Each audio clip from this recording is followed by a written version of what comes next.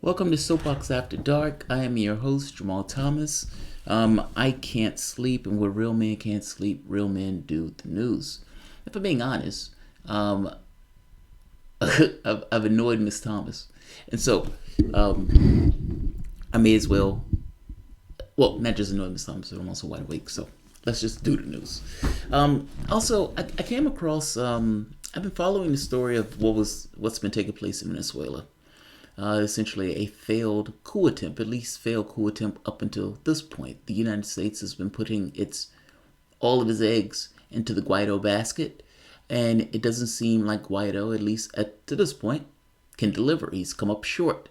He came out screaming at the height of his lungs for an uprising, and he did not get that uprising. Not only did he not get that uprising, you could almost say it was less than an uprising because this was somewhat of a failed, embarrassing attempt. And it also showed that his support in the country is minimum, whereas that support tends to focus more so on the United States pressure that's being applied to the country. Meaning, 80 something percent of the people didn't even know who Guaido was when the United States put him out front as being the patsy. Meaning nobody knew who he was when he declared himself president of the country. He didn't get elected to a pie shop.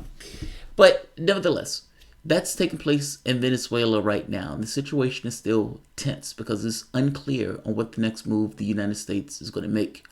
Belligerence hasn't necessarily been something that it's been shy about, so we have no idea what is going to take place. We've seen assassination attempts. We've seen calls for violent uprising. We've even seen calls for violent intervention by the West.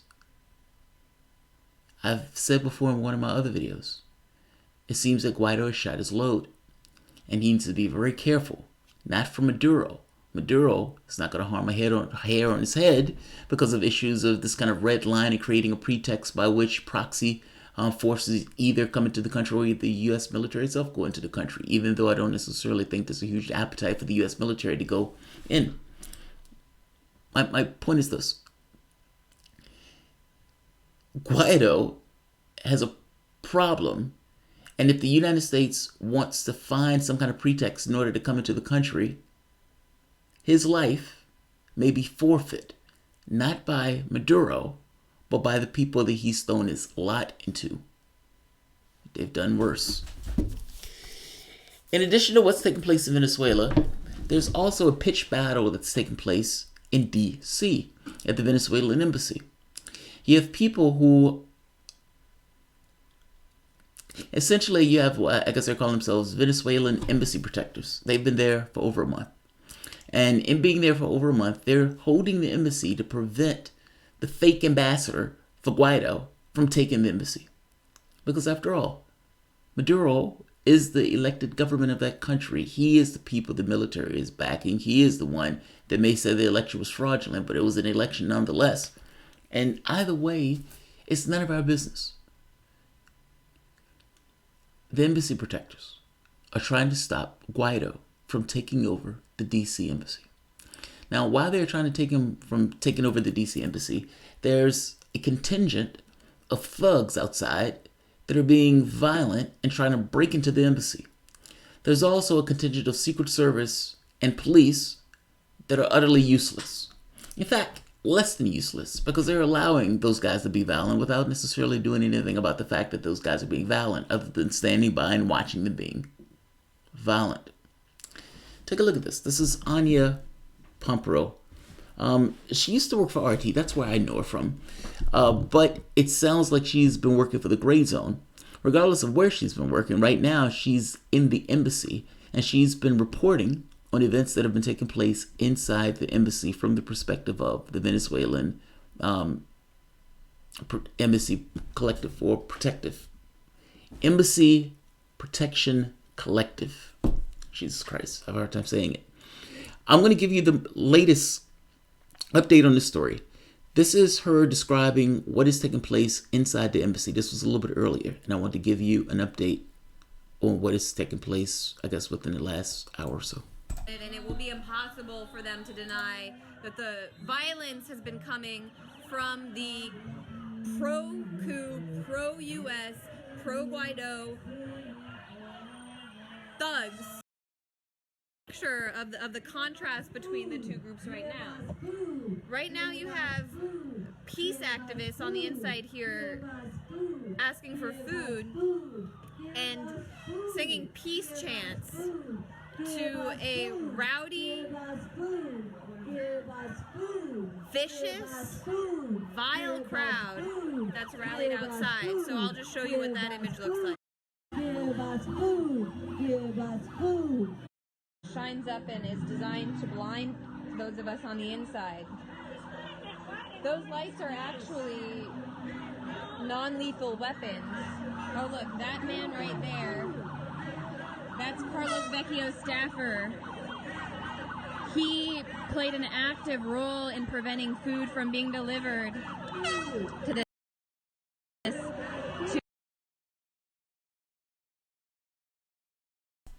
Vecchio is the fake ambassador under Guaido. They don't want him to take this embassy. They don't want them to take this embassy for several reasons. One of which, he wasn't elected. Second, it's a coup attempt. Third, they don't know what he'll do to the embassy if they get their hands on the embassy. Everything from destroying the embassy to putting bugs in the embassy. They don't want to take the chance. There was talk, at the very least I heard talk yesterday about giving over to a third country in order to maintain the functions of the embassy. Because at this point, the embassy for the most part is closed. There are people that may actually need functions of that embassy that they're not getting right now while this pitch battle is taking place. Let's let her finish. Or not finish, but because this is like 30 minutes, but I still want to, there's a little bit more information that she's giving here. To this Embassy Protection Collective. There's video of that online. You can see, I believe, the Answer Coalition or maybe Alina Duarte from Telesur posted it. Hey, Vecchio staffer, why are you preventing the delivery of food from inside this embassy? Yeah, I saw you look at me. I know you hear me. Are you guys just going to keep showing up even though you're not going to get let in? Yeah, he's not a fan, but I figure I got to keep asking.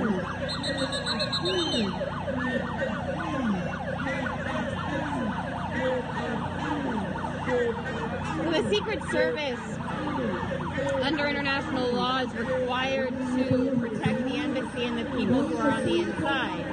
According to Article 22 of the Vienna Diplomatic Convention, it is the job of the host country to preserve the integrity of this building.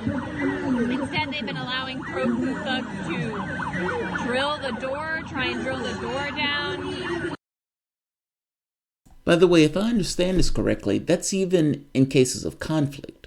I mean, just because you're in conflict with the country doesn't necessarily mean you allow the embassy to be taken. Apparently, this is this kind of international law. Now, I've always made the argument that international law doesn't exist. A law doesn't exist if the law can't be defended. And many of these things that they talk about from the standpoint of international law, those things can't be defended at all. It's just, unless it's a podunk African country, meaning if it's an established country, if you're talking about China, Russia, the United States, Britain, France, Germany, Italy, none of these countries, for the most part, are subjected to international law. Those are only for weaker countries. So when we talk about this notion of international law, if it can't be defended, if it can't be, meaning if you can't prosecute somebody for it, or if you don't have the ability to prosecute somebody for it, meaning regardless if it's on the books, even if you had a police force, if the police force can't do anything about that particular crime, then is it really a crime? This is kind of like that chess principle. Even if a position is weak, if the position can't be attacked, how weak is the position? Let's let her finish. Try and break the door down. But you can see just from this is utter mayhem. Loud. In one case, they were reciting the history of the Bolivarian Revolution, giving a history lesson as they were screaming out there with a mic. Right now, they're asking for food because they're essentially trying to be starved out. So this is what's taking place. They've allowed them to assault peace activists and threaten those peace activists with arrest.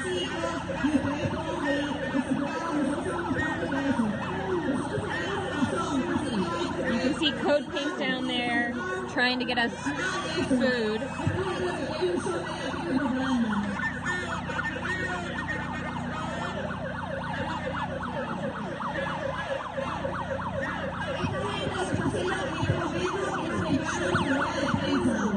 That's Vecchio's staffer right there. I'd love to know his name if anybody can figure it out.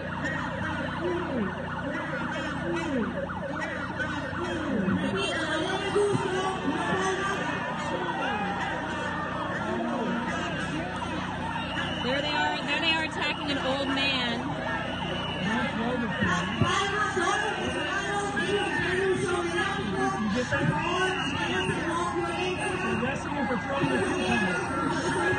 They're arresting a Veterans for Peace activist for throwing a cucumber. Oh my God! Look at this.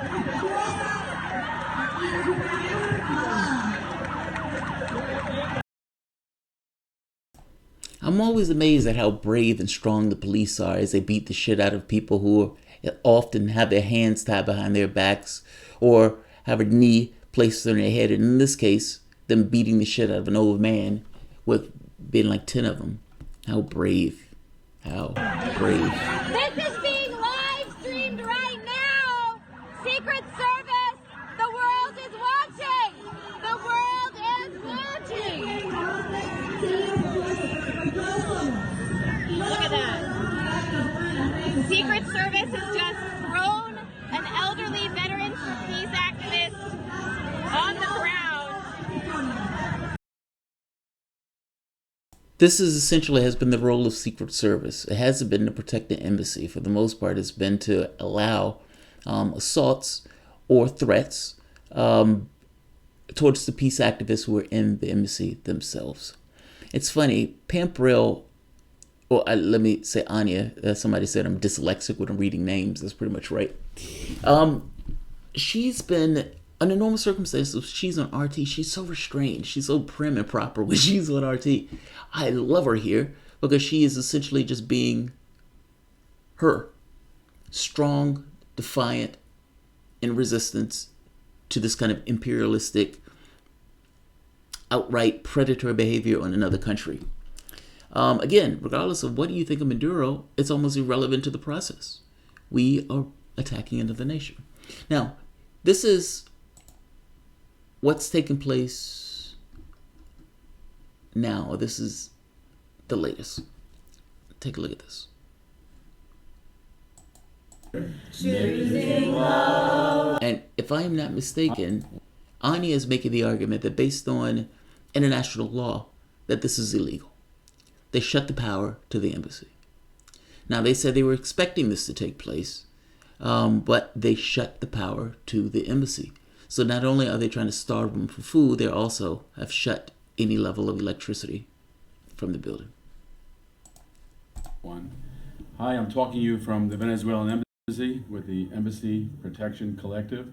The authorities just illegally turned off our electricity. We expected this, we're prepared for it, and we're not leaving.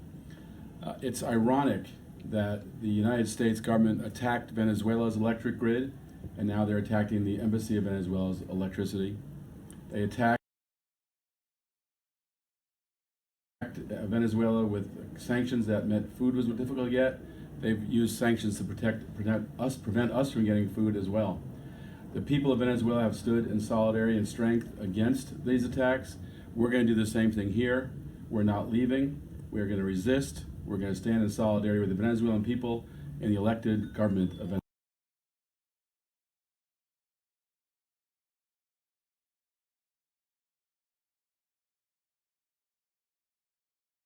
Venezuela. We're still here, choosing love over fear. When the lines are drawn, we're still here.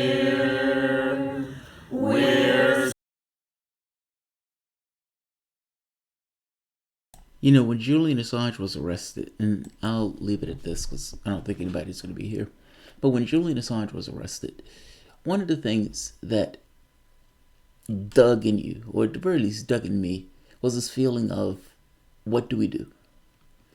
And not just what do we do in this kind of, angry on a corner way, but what do we do in a significant way to try to get across that we are not on board for this, that I disagree with this. And I don't want it to be this kind of just, like recycling. Like, I'm putting this can in a bin, even though I know this is not necessarily going to solve the issue in the least. It's just me making myself feel better in doing so. I get this. Like, it's difficult to do anything from the standpoint of what the United States is doing with Venezuela. You have a bipartisan consensus in Congress. That bipartisan consensus is perfectly okay with knocking over another government. Democrat and Republican Party are perfectly okay with knocking over another government. Now, in this case, they're using sanctions. Now, the legitimacy of the United States putting sanctions on Venezuela in this case is sketchy to begin with. But ultimately, Bolton let the cat out of the bag, even though everybody already knew that ultimately this was in order to get their hands on the resources of Venezuela. For geopolitical influence, but also, yes, to have those corporations get their hands on the resources of Venezuela, with two secondary objectives or two secondary components that are beneficial to Trump in this case. In one case, this notion of trying to stop Iran from allowing oil, meaning taking it down to zero, they're going to need to make up the oil reserves, and it's unclear on whether or not Saudi Arabia in and of itself can make up those oil reserves. So, if you can get your hands on Venezuela, and you can get that oil production up, then you may be able to supplement the oil that you're not getting from the foreign policy that you've initiated with Iran. There have been reports out that the United States had overhyped the information from Iran in order to kind of create this heightened tension. Now, mind you, the problem here is that heightened tensions sometimes, by accident, can lead to extraordinary consequences that can lead into all sorts of fuckery. All sorts of hell. With all the issues that are taking place with Donald Trump, meaning trying to get his tax returns being released in New York Times, showing that he lost like $1 billion. In some cases, them pushing through these fishing expeditions and trying to get information into Trump. You have legal things where in New York they're going after Donald Trump. They're even going after the people who Donald Trump associated himself with, meaning in one case going after his kid, in another case talking about going after him for obstruction. You have other Democrats who are screaming that they want to try to impeach him on what? I have no idea what, but they want to impeach him. So you have an embattled president that has all sorts of potential legal issues associated with it, and just so happen is now threatening other countries, both Venezuela and Iran. And even though they're on opposite sides of the globe, linked to one another with regards to the necessary foreign policy that Donald Trump is trying to implement. Either way, these guys are standing strong. And yeah, they're under siege in D.C. Lower, running out of food, and in this case, running out of light. I'll end this here. They're standing strong. My support is with them. I don't think they're allowing people in the embassy. Apparently, they've been locking up people for even trying to put a cucumber in. They're trying to starve them out, or at the very least trying to smoke them out. And up to this point, their resolve seems to be stiffened, and they don't seem to be going anywhere. So, more power to them. I'm not going to keep this one long. It's late, I'm tired, and I'm going to end this one here. Thanks all. If you enjoy the content, please consider sharing, liking, subscribing. You can always support the PayPal or Patreon. Thanks all.